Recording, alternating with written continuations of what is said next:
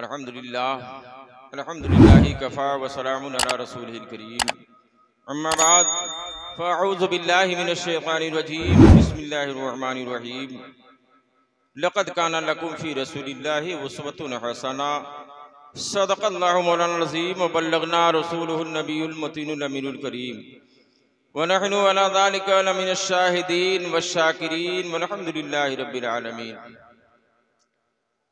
कोई गुल बाकी रहेगा ना शजर रह जाएगा, कोई गुल बाकी रहेगा ना शजर रह जाएगा, पर रसूलुल्लाह का दीन हसन रह जाएगा। हम सफीरो बाग में है कोई दम का चहचहा, हम सफीरो बाग में है कोई दम का चहचहा, बुलबुलें उड़ जाएंगी सूना चमन रह जाएगा, बुलबुलें उड़ जाएंगी सूना चमन रह जाएगा। अतलसो कम ख्वाब की पोशाक पे नाजाना हो, अतलसो कम ख्वाब की पोशाक पे नाजाना हो, इस तने बेजान पे खाकी कफन रह जाएगा, इस तने बेजान पे खाकी कफन रह जाएगा। और भरोसा मत करो सांसों की डोरी टूट जाती है, भरोसा मत करो सांसों की डोरी टूट जाती है, छतें महफूज रहती हैं हवेली टूट जाती है, छतें महफूज रहती हैं हवेली टूट जाती है। किसी दिन प्यास के बारे में उससे पूछिए जिसकी, किसी दिन प्यास के बारे में उससे पूछिए जिसकी,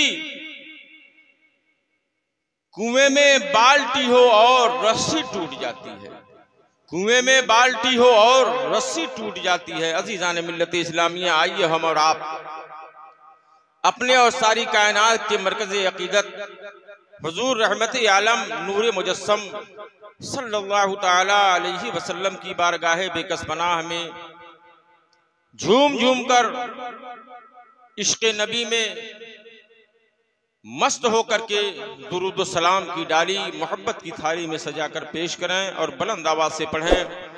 अल्लाहु रब्बु मुहम्मदिन सल्लल्लाहु अलैहि वसल्लम नहनु इबादु मुहम्मदिन सल्लल्लाहु अलैहि वसल्लम सलातन व सलामुन अलैका या रसूलल्लाह सल्लल्लाहु ताला अलैहि वसल्लम। खुतबा मसनूना के बाद एक मुक़द्दस आयत करीमा मुक़द्दस कलाम की मैंने तिलावत की। रब्बे करीम फरमाता है, लक़द काना लकुम फ़ी रसूलिल्लाहि उस्वतुन हसना, जिसका मतलब, जिसका तर्जुमा तहक़ीक़ की तुम्हारे लिए रसूल की सारी जिंदगी नमूना है, आइडियल है। नक्शे कदम पे चलना, रसूल की सुन्नतों को अपनाना तुम्हारे लिए एक दर्स है। ऐ मोमिनो,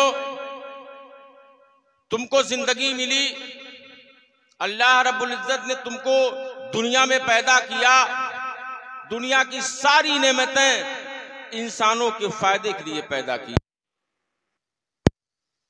दुनिया में किस तरह से रहना चाहिए, कौन सा तरीका अख्तियार करना चाहिए, किस उसूल को अपनाना चाहिए, जिंदगी का माहौल क्या होना चाहिए, ये किसी और की इत्तिबा मत करना, ये किसी और की नकल मत करना, ये किसी और के बताए हुए तरीके को मत चलना, बल्कि तुम्हारे दरमियान एक रसूल भेज रहा हूँ, एक नबी भेज रहा हूँ, जिसको इमामुल अंबिया कहा जाता है, जिसको खातमुन नबीयीन कहा जाता है, जिसको सय्यदुल मुरसलीन कहा जाता है। तमाम नबियों का सरदार बना करके भेज रहा हूँ। तुम उनकी इत्तिबा करना, उनके बताए हुए तरीके पर चलना, उनके बताए उसूल को अपना लेना, तुम कामयाब हो जाओ। अज़ीज़ान मिल्लत इस्लामिया, आज नकल करते हैं, किसकी नकल करते हैं? अंग्रेजों की नकल करते हैं। आज हम नकल करते हैं फिरंगी तहजीब वालों की नकल करते हैं, फैशन परस्तों की नकल करते हैं, इस्लाम के खिलाफ जो उसूल और कवानीन बने हैं उसकी नकल करते हैं। और हम अल्लाह की बारगाह में सुरखरू बनना चाहते हैं, सरबलंदी हासिल करना चाहते हैं, उसका मकबूल बंदा बनना चाहते हैं। क्या यही तरीका सरकार ने बताया? क्या यही उसूल हमारे नबी ने हमको बताया कि तुम अगर अल्लाह के नेक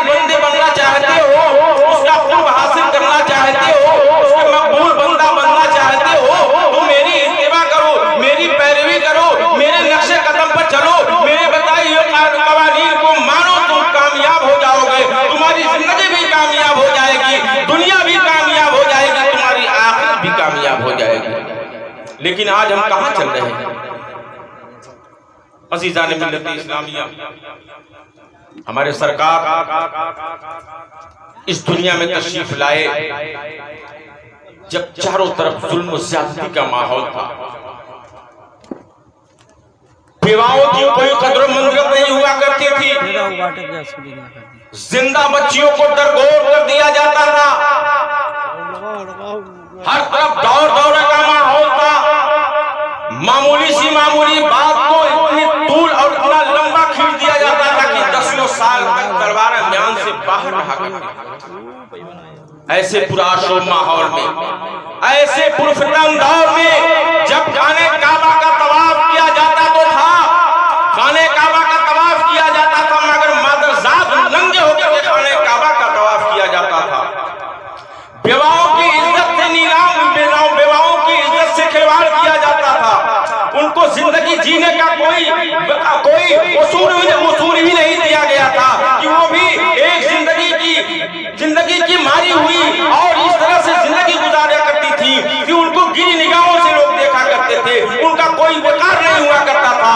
वारे इस्लाम के चाहने वाले, वारे इस्लाम के मानने वाले, कि इस्लाम के शहदाइयों का यह हाल था कि अल्लाह के प्यारे हबीब सल्लल्लाहु अलैहि वसल्लम के फरमान के मुताबिक अपनी जानों की कुर्बानी पेश करके, जानों की कुर्बानी पेश करके इस्लाम हम तक पहुंचाया। और ये इस्लाम की मेहरबानियां हैं, इस्लाम का उसूल है, इस्लाम का इख्तियार है कि अल्लाह रब्बुल इज्जत के करम से आज विवाहों को लोग देखने के लिए भीड़ लगा दिया करते हैं। ये इस्लाम की मेहरबानियां हैं, ये कानून इस्लाम की मेहरबानियां हैं कि आज विवाहों के मकाम को बुलंद किया है। आज यतीमों के सर पर शफकत का हाथ रखा जा रहा है। आक़ाए दो जहां सल्लल्लाहु ताला अलैहि वसल्लम ऐसे पुरफितन माहौल में तशरीफ लाए। हमारे सरकार जब मक्के में पैदा हुए तब से लेकर के और 40 साल का जिंदगी हमारे सरकार ने मक्के में गुजारी। 40 साल के बाद आपने नबूवत का ऐलान किया कि ऐ लोगों, मैं अल्लाह का नबी। 40 साल जिंदगी मक्के वालों की निगाहों के सामने थी। हमारे सरकार का बचपना भी मक्के वालों ने देखा, हमारे सरकार की जवानी भी मक्के वालों ने देखा, हमारे सरकार को बकरी चराते हुए मक्के वालों ने देखा, हमारे सरकार को एक दूसरे की मजदूरी करते हुए लोगों ने देखा, एक दूसरे की मदद करते हुए लोगों ने देखा। और उनकी निगाहों में हमारे सरकार की 40 साल जिंदगी थी। हर मोड़ पर सरकार को देखा करते थे। उनके चलने का अंदाज कुछ और हुआ करता था, उनके बोलने का तरीका कुछ और हुआ करता था, उनके रहने सहने का तरीका कुछ और हुआ करता था। वो छोटों के साथ कितनी मेहरबानियां किया करते थे, वो बड़ों का कितना अदब और एहतराम किया करते थे। ये 40 साल जिंदगी सरकार की मक्के वालों की निगाहों के सामने थी। मक्के वाले, अभी हमारी सरकार ने ऐलान नबूवत नहीं किया कि लोगों मुझको अल्लाह का नबी मानो, मैं अल्लाह का नबी हूँ, मैं अल्लाह का रसूल बन करके आया हूँ, एक खुदा को मानो और मुझको अल्लाह का नबी मानो। ये आपने नहीं कहा, अभी आपने कुछ नहीं कहा। 40 साल के बाद आपने ऐलान नबूवत फरमाया। लेकिन 40 साल जिंदगी तो हमारी सरकार की लोगों के दरमियान गुजरी। मक्के वाले अपने नौजवानों से कहा करते थे, एक तुम नौजवान हो और ये अब्दुल्ला का बेटा नौजवान है, देखो वो किस तरह से चलता है, तो किस तरह से चलता है, जब बात करता है कितनी अच्छी अंदाज में बात किया करता है, जब छोटों के साथ मिलता है तो कितनी मोहब्बत से मिला करता है, जब बड़ों के साथ मुलाकात करता है तो कदर अदब और एहतराम के साथ मिला करता है, जब चलता है तो निगाहें नीची करके चलता है, जब चलता है तो लोगों के साथ मोहब्बत और खुशबू के फूल बिखेरते हुए चला करता है। एक नौजवान हो, ये मक्के वाले अपने बच्चों को नसीहत कर रहे हैं। हमारे सरकार की 40 साल जिंदगी मक्के वालों के सामने गुजरी। लेकिन जब हमारे सरकार ऐलान नबूवत किया, जब अल्लाह की जानिब से हुक्म हुआ कि ऐ नबी अब तुम अपनी नबूवत का ऐलान करो, सरकार ने ऐलान नबूवत फरमाया।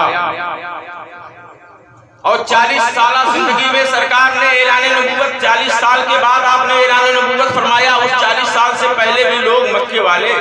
इतना आपको अमीन माना करते थे, सादिक माना करते थे कि आप अब्दुल्ला मोहम्मद इब्न अब्दुल्ला इतने सादिक हैं कि कभी झूठ नहीं बोलते, इतने अमीन हैं कि इनके पास अगर कोई अमानत रखी जाए तो खयानत नहीं करते, आप ईमानदारी के साथ उस अमानत को वापस कर दिया करते हैं, बड़े ही अखलाकमंद हैं, बड़े ही अच्छे अखलाक के मालिक हैं। ये सरकार को की तारीफ 40 साल की पहले ही मक्के वाला किया करते थे। अब जब हमारे सरकार ने ऐलान नबूवत किया, कहा कि ऐ लोगों, ये जो 360 खुदाओं की इबादत करते हो, इन इबादतों को छोड़ दो, एक खुदा की इबादत जो वहदहुल ला शरीक है, जिसने मुझको भी पैदा किया, तुमको भी पैदा किया, सारी कायनात का पैदा करने वाला एक वहदहुल ला शरीक है। तुम उसकी इबादत करो, उसके सामने अपनी जबीन नियाज़ को झुकाओ, तुम अपनी पेशानी उसकी बारगाह में रख दो, वही इबादत के काबिल है, दूसरा कोई काबिल इबादत नहीं। और मैं अल्लाह का रसूल हूँ, ये ऐलान करना था कि मक्के की सरजमीन में भौचाल आ गया। वही लोग जो आपको सादिक और अमीन कहा करते थे, आपको सच्चा कहा करते थे, आपकी बात सुन करके अनसुना कर दिया। ये तो जादूगर हो गए, इन्होंने जादू कर दिया, ये जादूगर है। लोग आपकी बातों को सुन करके अनसुना कर दिया। मक्के की जमीन में भौचाल आ गया। 360 खुदा को मानने वाले एक खुदा की खुदाई का इकरार करने से इनकार कर रहे हैं। वही जो हमारे सरकार को अमीन कहा करते थे, सादिक कहा करते थे, अब उनकी बातों को झुकराना शुरू कर देते हैं और सरकार को तरह तरह की तकलीफें देने देते, तरह तरह की तकलीफों में मुब्तला कर देते हैं। जब आप तबलीग के लिए निकलते हैं तो आपके ऊपर पत्थरों की बारिश की जाती है, आपके ऊपर कंकड़ मारे जाते हैं। बारिश सरकार का अखलाक करीमाना, जब आप फजर के वक्त नमाज अदा करने के लिए जाते हैं तो आप पर फूलों की बारिश की जाती है। सरकार का अखलाक आला किरदार का नमूना। हमारे सरकार बुढ़िया की गठरी लिए चले जा रहे हैं, बुढ़िया की गठरी लेके जा रहे हैं। बुढ़िया भाग रही है मक्के से। क्यों भाग रही है कि एक अब्दुल्ला का बेटा ऐलान नबूवत कर दिया है, अब मक्के में रहना अच्छा नहीं है, बहुत ही मुसीबत हो गई है मक्के में, अब मक्के वाले परेशान हो जाएंगे। और एक मोहम्मद इब्न अब्दुल्ला जो ऐलान नबूवत कर दिया है, वो उस डर से भाग रही है कि हमारे खुदाओं को बुरा भला कहा जा रहा है, एक खुदा की इबादत की तरफ बुलाया जा रहा है। बुढ़िया भाग रही है, गठरी लेकर के दरवाजे पर बैठ गई। कोई मजदूर आएगा तो मजदूर को बुला करके गठरी वहां तक पहुंचा देगा, मुझे मेरी मंजिल मकसूद तक, जहां मुझको जाना है, ये मेरी गठरी वहां तक पहुंचा देगा। मजदूर का इंतजार कर रहे हैं कि कोई मजदूर आए और मेरी गठरी वहां तक पहुंचा दे जहां तक मैं जाना चाहता हूं। क्या देखती है कि सामने से सरकार चले जा रहे हैं, नीची निगाहें किए हुए चले जा रहे हैं। करीब आए, बुढ़िया ने आवाज देकर के बुलाया है, नौजवान क्या तू मजदूर है? हमारे सरकार ने बुढ़िया को कहा, हाँ अम्मा बताओ क्या बात है, मैं मजदूर हूँ, क्या काम है? बुढ़िया ने कहा, बेटा अगर तुम मजदूर हो तो ये मेरी गठरी उठाओ और मुझको फला जगह जाना है, गठरी पहुंचा दो। हमारे सरकार कुछ नहीं कहते हैं, कुछ नहीं पूछते हैं, गठरी को उठाया, सर पर रखा, आगे आगे बुढ़िया चली जा रही है, पीछे पीछे हमारे सरकार चले जा रहे हैं। बुढ़िया कह रही है, बेटा अब मक्के में रहना बड़ा दुश्वार हो गया है, मक्के में खुराफात शुरू हो गई है। अरे 360 खुदाओं की हम लोग इबादत करते थे, लातो हुबल मनात उस्सा, सारे खुदाओं को झुठलाने वाला एक आ गया है, अब्दुल्ला का बेटा, जो हमारे खुदाओं को बुरा भला कह रहा है। अब मक्के में रहना अच्छा नहीं है। और वे अब्दुल्ला का बेटा बड़ा खतरनाक आदमी है, बड़ा जादूगर आदमी है। हमारे सरकार पीछे पीछे सुनते चले जा रही है। बुढ़िया सरकार से कहती जा रही है, सरकार की बुराई करती जा रही है, सरकार की खामियों बयान करती जा रही है और उनकी बुराइयां करती जा रही है। हमारे सरकार सर पे गठरी लिए पुलिया के पीछे पीछे चले जा रहे हैं, सुनते चले जा रहे हैं, सुनते चले जा रहे हैं कि बेटा जब देखना मक्के में खुराफात ज्यादा बढ़ जाए तो तुम भी यहीं चले आना, यहाँ सुकून रहेगा, यहाँ इत्मीनान रहेगा। जब माहौल साजगार हो जाएगा, जब माहौल ठीक हो जाएगा तो फिर चला जाएगा। तुम बड़े नेक लगते हो, देखने में खूबसूरत लगते हो, खूब सीरत लगते हो, अच्छे किरदार वाले लगते हो, इसलिए मैं तुमको समझा रहा। बुढ़िया समझाते चली जा रही, हमारे सरकार चुपचाप सुनते चले जा रहे। जब मंदिर तक पहुंच जाती है, गठरी को कहती है बेटा यही गठरी उतार दो, अभी मेरी मंदिर यही आ गई है, अब मैं यही सुकून पसीर हो जाऊंगी, यही अपना सुकूनत अख्तियार कर लूंगी। और जब मक्के का माहौल सही हो जाएगा, साजगार हो जाएगा, तब फिर मैं मक्के वापस जाऊंगा। आप गठरी को उतार देते हैं और आप वापस होते हैं चलने के लिए। बुढ़िया कहती है कि बेटा अरे मजदूरी किए हो, मजदूरी तो लेते जाओ, मजदूर हो, मजदूरी किए हो, मजदूरी तो लेते जाओ। मेरे सरकार ने सर को झुकाया, कहा अम्मा ये कोई काम था जिसकी मजदूरी मैं लूं? अरे कोई और काम हो, खिदमत हो तो वो भी बता दो, मैं उसके लिए भी तैयार हूँ। ये कोई मजदूरी नहीं थी कि मैं मजदूरी नहीं लूंगा, और आपकी कोई और जरूरत हो, कोई और खिदमत हो तो बताओ, मैं वो भी करने के लिए तैयार हूँ। हमारे सरकार खुद हो जाते हैं जाने के लिए,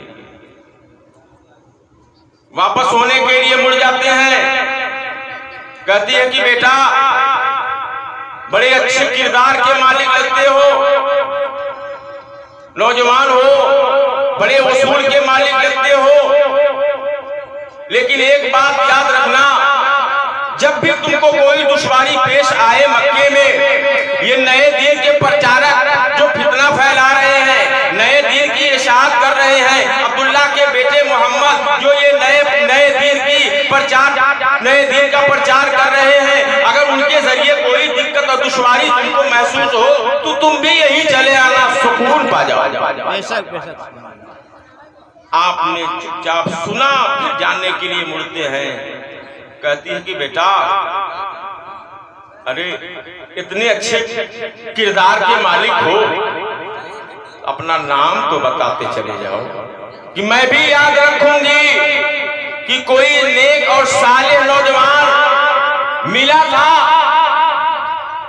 हमारे सरकार ने सर को झुकाया, कहा अम्मा जान, आपने जिस मोहम्मद इब्ने अब्दुल्ला की बुराइयां रास्ते भर गलती आई हैं, जिस मोहम्मद इब्ने अब्दुल्ला के बारे में आप तमाम बातें करती आई हैं, वो कोई और नहीं, मैं ही मोहम्मद इब्ने अब्दुल्ला हूँ।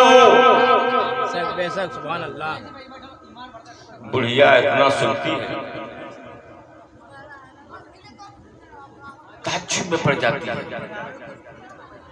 ये नौजवान कितनी अच्छी किरदार का तू मालिक है, तुझी को मैं कोसती आई हूँ रास्ते भर, तुझी को उल्टा सीधा कहती आई हूँ, तुझी को बुरा भला कहती आई हूँ, लेकिन इतनी आला किरदार का मालिक है तो तूने एक मर्तबा भी नहीं कहा कि माँ तुम क्यों ऐसा कह रही हो, ऐसी शिकायत की बातें क्यों करती हो, तू कितना आली किरदार का मालिक है। नौजवान जब तू इतना आला किरदार का मालिक है तो तुम्हारा रब कितना आला किरदार का मालिक होगा। मुझको कलमा पढ़ा लो, अपने दीन में दाखिल।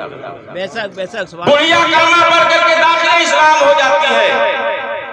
आपके किरदार को देख करके, आपके उसूल को देख करके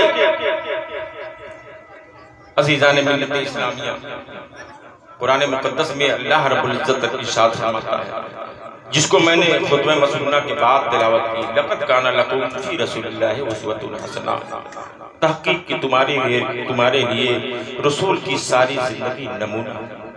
आज अपनी गरीबान में झांक करके देखें, अपने गर्दोपेश का माहौल है, अपने दामन को देखें, अपने घर के माहौल पर निगाह डालें, अपने घर के मुआशरे पर निगाह डालें कि हम कितना सुन्नत रसूल की पाबंदी करते हैं, हम कितना उसूल रसूल पर गामजन हैं, हमारे घर का माहौल किस तरीके पर चल रहा है, क्या सुन्नतों का माहौल हमारे घरों में पाया जाता है या नहीं पाया जाता है, क्या हमारे खाने का तरीका सुन्नत के तरीके पर है या नहीं तरीके